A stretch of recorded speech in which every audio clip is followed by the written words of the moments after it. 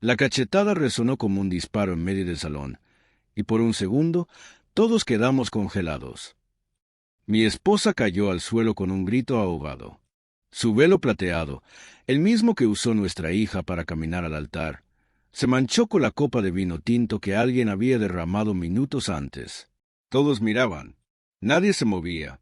Ni el DJ tuvo el coraje de bajar la música. Y lo peor fue que quien levantó la mano contra ella fue nuestro propio hijo. Pero lo que hice después, nadie lo esperaba. Mi nombre es Ernesto del Campo. Tengo 76 años, y aunque mis piernas ya no responden como antes, ese día, créame, ese día sentí una fuerza que no venía de mi cuerpo, sino de mi alma. Una alma quebrada, avergonzada, desbordada de dolor. Porque uno puede soportar muchas cosas en la vida. Pobreza, enfermedad, soledad, pero ver a tu hijo levantarle la mano a la mujer que le dio la vida.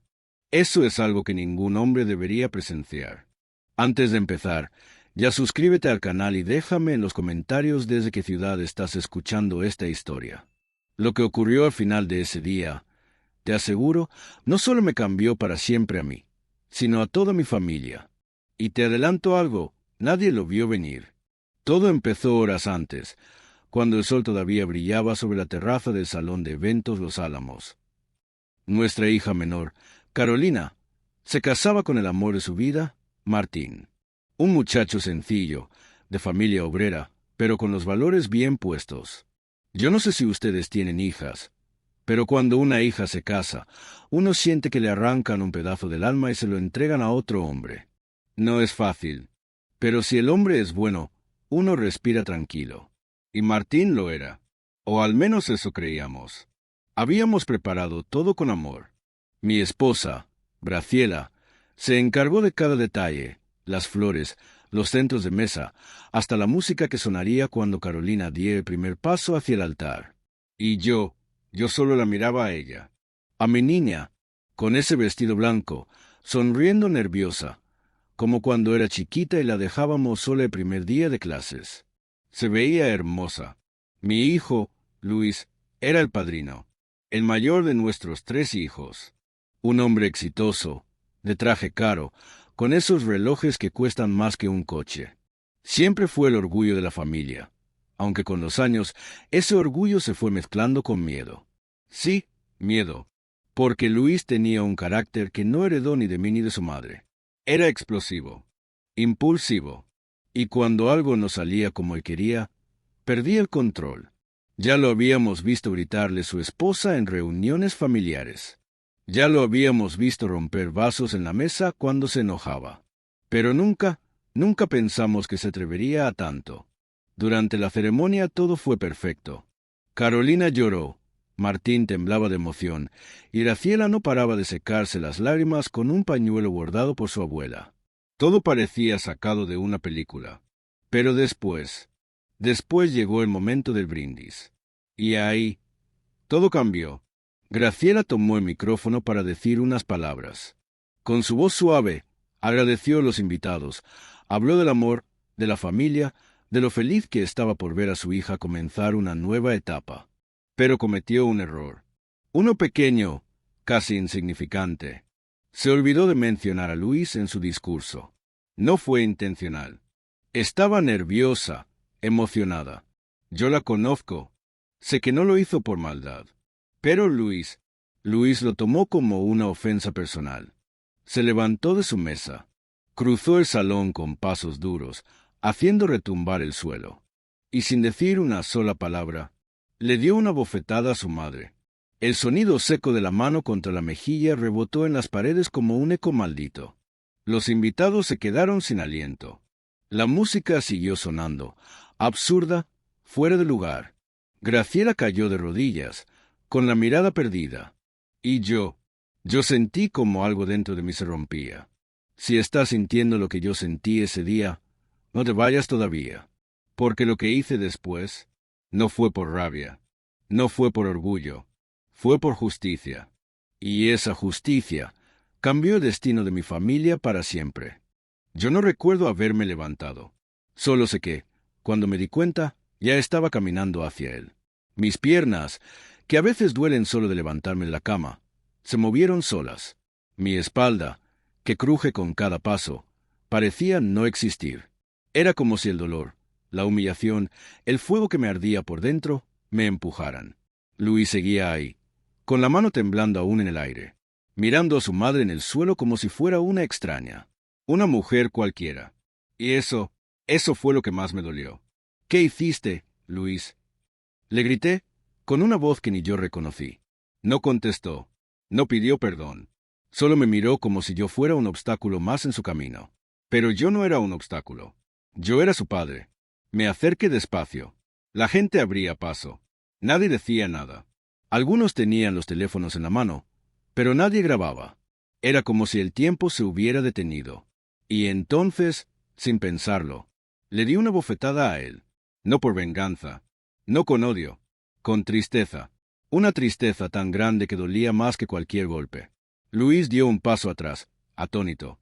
Nunca le había pegado. Jamás. Ni siquiera cuando era niño y rompía vidrios con la pelota. Siempre fui de hablar, de enseñar con paciencia. Pero ese día comprendí que hay errores que no se arreglan con palabras. Y humillar a su madre frente a todos fue uno de ellos. Graciela seguía en el suelo. Entonces me agaché, la tomé con cuidado y la ayudé a ponerse de pie. «Estoy bien», me dijo en voz baja, con los ojos vidriosos. Pero no estaba bien. Ninguno de nosotros lo estaba. La boda siguió, sí, pero ya no fue la misma. Los brindis se apagaron. La música se volvió un ruido de fondo. Y Carolina, nuestra hija, pasó de la felicidad al desconcierto, del altar al caos. Recuerdo que vino corriendo, con el vestido arrastrando el polvo del suelo. «¿Qué pasó? Papá, ¿qué está pasando?» La abracé. No sabía cómo explicarle que su hermano había destrozado todo en un solo segundo. Y que yo, su padre, había hecho lo que creía necesario. Aunque me partiera el alma. Luis se fue. Solo, sin su esposa, sin sus hijos. Nadie lo detuvo. Nadie dijo una palabra. Y ahí comenzó el silencio más largo de mi vida. Pasaron días, luego semanas, y Luis no llamó, ni para disculparse, ni para explicar, ni siquiera para saber si su madre estaba bien. En casa, el ambiente era pesado. Graciela no decía nada, pero yo la conocía. De noche lloraba bajito en la cama, con la cara vuelta a la pared, y yo fingía dormir, porque a veces el silencio también es una forma de proteger. Hasta que una noche no aguanté más. «Graciela», le dije, «¿te arrepientes de que le haya pegado?»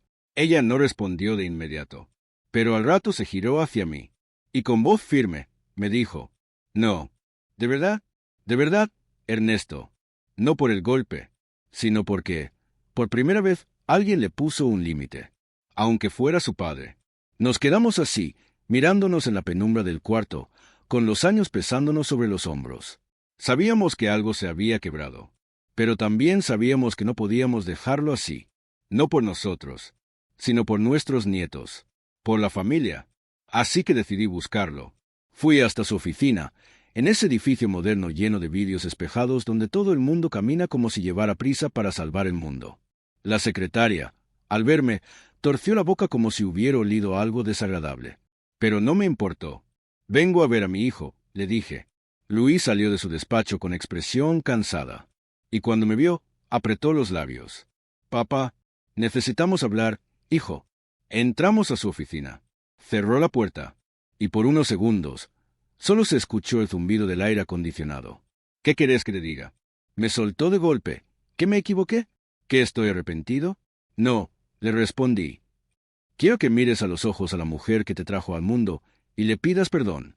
Luis bajó la mirada, se pasó la mano por el rostro, y por un momento volvió a ser el niño que solía subirse a mis hombros para alcanzar las moras del árbol del patio.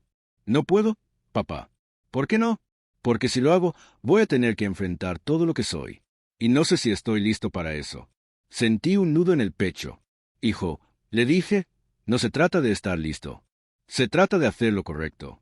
Aunque duela, aunque te expongas. Porque si no lo haces, te vas a quedar solo. Y yo no quiero eso para vos». Él no dijo nada. Solo me miró, con una mezcla de rabia, tristeza y miedo. Y entonces, por primera vez desde aquel día, vi una lágrima en su rostro. Si estás disfrutando esta historia, Suscríbete al canal y dale me gusta para que más personas puedan conocerla. Ahora, te contaré si mi hijo tuvo el valor de pedir perdón, o si nuestra familia se rompió para siempre. No lo abracé, no esa vez. Cuando vi aquella lágrima descender por su mejilla, mi primer instinto fue acercarme, tomarlo por los hombros como cuando era niño y decirle que todo iba a estar bien. Pero algo dentro de mí me dijo que no, que había momentos en la vida de un hombre en los que debía enfrentarse solo a su propio reflejo. Así que me levanté de esa silla de cuero tan elegante como fría.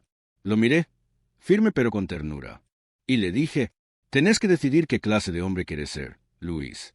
Porque un padre puede enseñar muchas cosas, pero el respeto nace de uno mismo.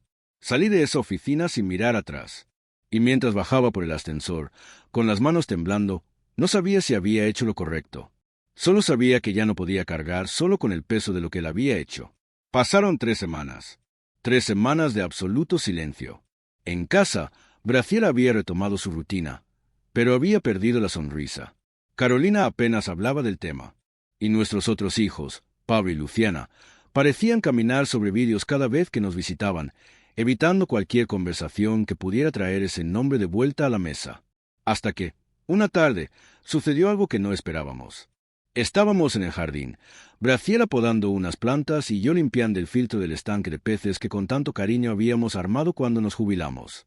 Y de pronto, escuchamos pasos. Pasos pesados, decididos. Y luego, una voz. Mamá, papá. Graciela se quedó paralizada. Yo me giré lentamente. Luis estaba ahí, con la barba crecida, los ojos hundidos y una mirada que no era la de siempre. No venía solo. A su lado, su esposa, Laura, con expresión tensa. Y detrás de ellos, nuestros nietos, Mateo y Agustina, tomados de la mano, mirando todo con esos ojos grandes que uno no quisiera que conocieran nunca la tristeza del mundo. Luis se acercó a su madre. Se arrodilló frente a ella, y con una voz temblorosa, dijo, «Perdóname, mamá». Graciela lo miró por largos segundos. No dijo nada, pero sus ojos se llenaron de lágrimas. Luis siguió hablando. No hay excusa, no hay explicación, solo hay vergüenza y amor, porque aunque no lo demostré, aunque hice lo imperdonable, te amo, mamá. Graciela, entonces, lo abrazó, fuerte, como si quisiera envolverlo en sus brazos y curar, con ese abrazo, todos los años de distancia, de orgullo, de palabras no dichas. Y yo no pude contenerme. Hijo, le dije, cuando vos naciste, tu madre sangró tanto que casi la perdemos. Y yo supe, desde ese día, que le debía mi vida por darte la tuya. Por eso, cuando te vi levantarle la mano, fue como si me golpearas a mí también. Luis agachó la cabeza. Lo sé, papá, lo sé. Nos abrazamos. Los tres. Allí, en medio del jardín. Frente a los nietos. Frente al pasado. Frente a los errores. Fue un momento silencioso, pero lleno de significado. Como si todas las palabras que no habíamos dicho durante años se dijeran sin necesidad de voz. Los días que siguieron fueron raros. Una mezcla de alivio y cautela. De perdón y cicatrización. Luis empezó a venir más seguido. Ayudaba a Graciela con las compras, me acompañaba a las caminatas al parque. Y un día, incluso, me confesó algo que me partió el alma. Papá, me dijo, yo crecí pensando que tenía que ser el mejor, el más fuerte, el que nunca se equivoca. Y cada vez que sentía que no lo era, me llenaba de rabia. ¿Y quién te hizo creer eso? Pregunté. Él me miró y bajó la cabeza. Yo mismo. Pero también la forma en que me mirabas cuando traía buenas notas. Cuando ganaba algo, era como si solo en esos momentos era suficiente. Sentí una punzada en el pecho. Nunca quise eso para él. Quise que se sintiera amado, no presionado. Luis, yo siempre estuve orgulloso de vos, pero no por tus logros, sino por tu corazón, el que viste nacer a tus hijos, el que hoy está aquí, intentando reparar lo que rompió. Él asintió, y por primera vez vi en sus ojos no el peso de un fracaso, sino el brillo de una redención. Yo creía que lo peor había pasado, que después de la disculpa, del abrazo, de ver a mi hijo de rodillas ante su madre, el resto sería sencillo. Pero estaba equivocado.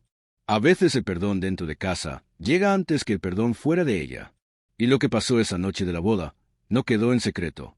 Pocos días después, alguien filtró el video. Sí, alguien grabó, a escondidas, y lo subió a las redes. El golpe, la caída de Graciela, mi bofetada, todo, y lo peor, sin contexto.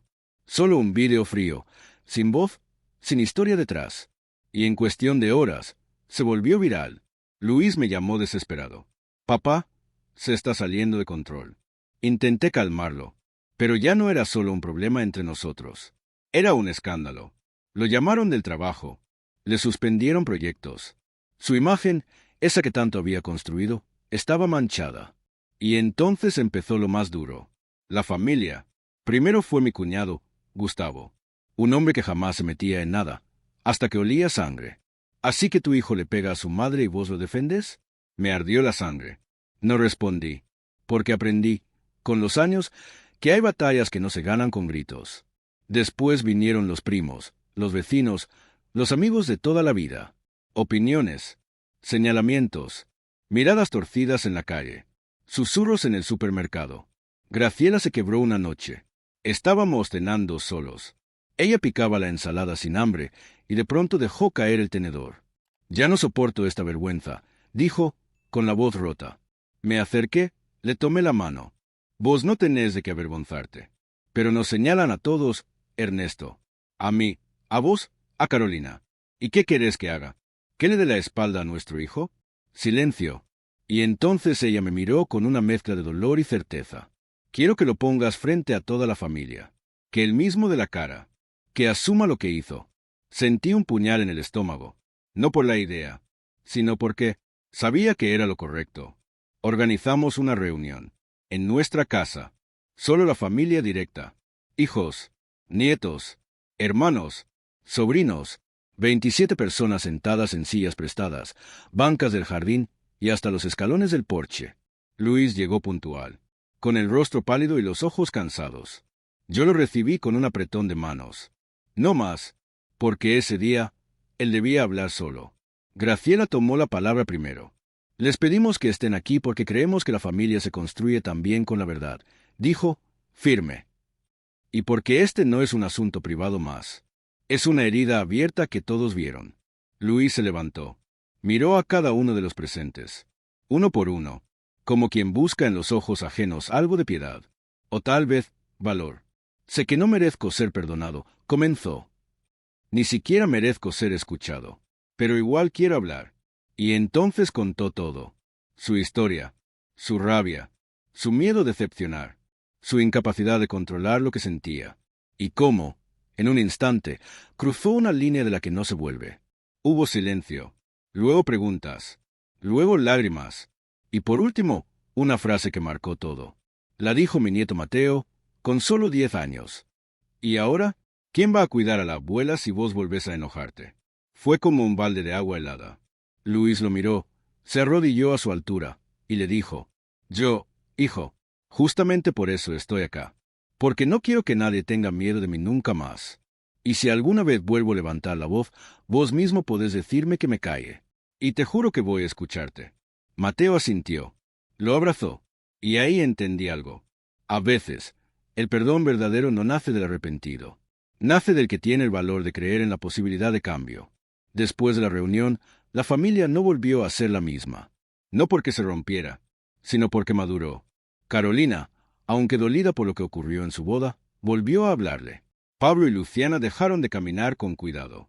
Y Graciela volvió a sonreír. Pero entonces, cuando todo parecía sanar, llegó otro golpe. Uno que no esperábamos. Uno que puso todo a prueba otra vez. Y fue entonces cuando tuve que tomar la decisión más difícil de mi vida. Un domingo a la tarde, cuando el viento soplaba con olor a tierra mojada y las flores del patio comenzaban a abrirse después de la lluvia, Graciela me llamó desde el baño. Ernesto, vení, dijo con voz baja, quebrada, como si no quisiera que los azulejos escucharan. Entré. Ella estaba frente al espejo. Tenía una mancha morada en el cuello, y sus manos temblaban.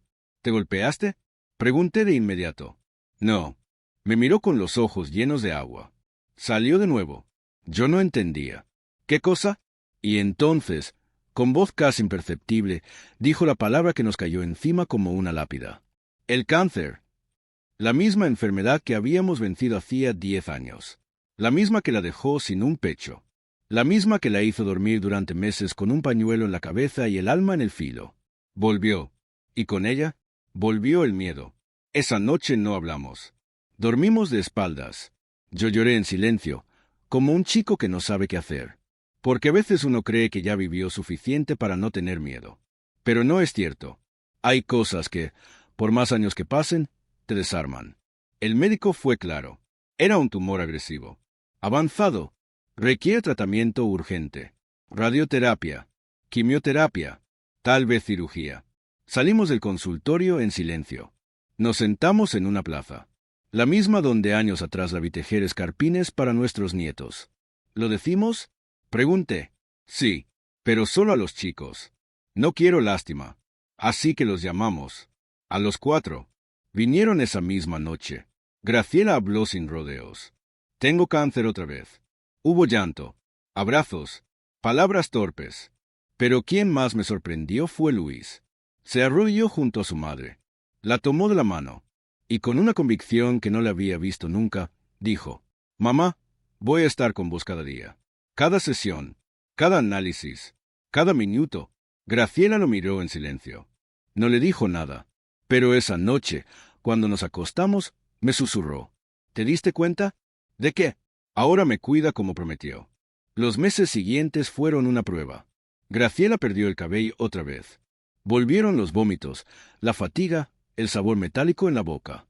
Pero también volvió algo que hacía años no veíamos. Luis, transformado, iba a todas las sesiones.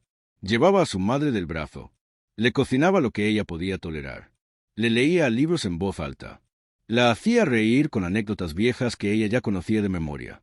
Y, sobre todo, la miraba con ternura, con devoción, con arrepentimiento verdadero. Un día, cuando ella dormía, se acercó a mí. «Papá, gracias por no darme la espalda. No me agradezcas a mí. Pero si vos no me hubieras frenado ese día, si no me hubieras dicho lo que nadie se animaba, yo no estaría acá». Suspiré. «Lo hice por tu madre, pero también por vos. Porque si perdías el respeto por ella, te ibas a perder vos también». Luis se quedó callado. ¿Sabes lo que más me dolió de todo? Me preguntó. ¿Qué? Ver cómo Agustina, mi hija, me miró ese día. No fue con miedo. Fue con decepción. Como si me hubiera visto desnudo, sin alma. Lo abracé, y le dije algo que me salió de lo más hondo del pecho. A veces, hijo, perderse es la única forma de encontrar el camino de vuelta. El tratamiento fue largo. Duró, pero milagrosamente funcionó. Un año después, el oncólogo nos dio la noticia. Remisión total. Graciela lloró. Luis también. Y yo, por primera vez en mucho tiempo, agradecí en voz alta a Dios. No solo por haberla salvado, sino por haber salvado a nuestro hijo en el proceso. Porque ahora lo veía distinto. Más paciente, más humilde, más humano. No volvió a gritar. No volvió a alzar la mano. Ni siquiera la voz. Y lo más importante, ya no era un hombre que imponía respeto. Era un hombre que lo inspiraba. Hoy, mientras te cuento esto desde mi mecedora de madera, con un mate tibio en la mano y el perfume de Graciela flotando desde la cocina, puedo decirte que no cambiaría nada de lo que pasó, ni siquiera aquel día en la boda. Porque a veces, las tragedias no vienen a destruir, vienen a limpiar, a sacudir, a enseñarnos. Luis sigue viniendo cada domingo. Se sienta en la misma silla, junto a su madre, y juega con los nietos. Y cuando mira a Graciela, no la ve como su madre solamente. La ve como la mujer que le enseñó a amar sin miedo. Y yo solo espero que, cuando ya no esté, él pueda contar esta historia. No como una vergüenza, sino como una prueba de que el amor verdadero también corrige, también confronta, también transforma. Si llegaste hasta aquí, déjame en los comentarios desde qué ciudad estás escuchando esta historia. Suscríbete al canal y dale me gusta para apoyar este canal. Y recordá algo que aprendí con los años. Nunca es tarde para cambiar. Pero hay que tener el coraje de mirar a los ojos a quienes más herimos y pedirles que nos den una segunda oportunidad. Gracias por escucharme. Soy Ernesto del Campo, 76 años, y esta fue la historia más difícil y más necesaria de mi vida.